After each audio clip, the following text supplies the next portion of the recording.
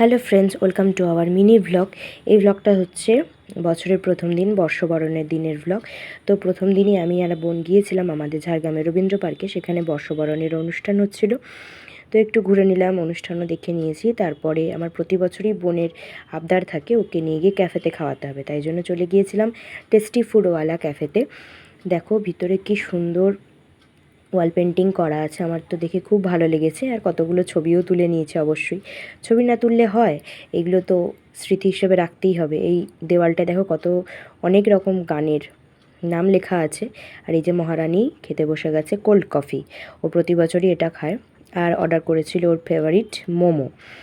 তারপরে এগুলো খাওয়ার পরেও তার খেতে ইচ্ছে হয়েছিল পিৎজা।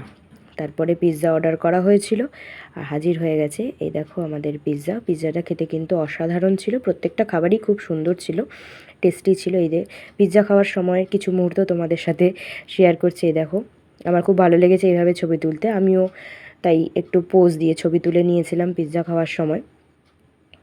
আর এই ক্যাফের অ্যাম্বিয়েন্সটা খুব সুন্দর, আমার তো খুব পছন্দ হয়েছে আর আমার বোনেরও পছন্দ হয়েছে। টেস্টি ফুডওয়ালার টেস্টি ফুডকে আমরা বাড়ি চলে এলাম। তো আমাদের এই ভিডিওটা কেমন লাগলো অবশ্যই কিন্তু কমেন্ট করে জানিও। টাটা।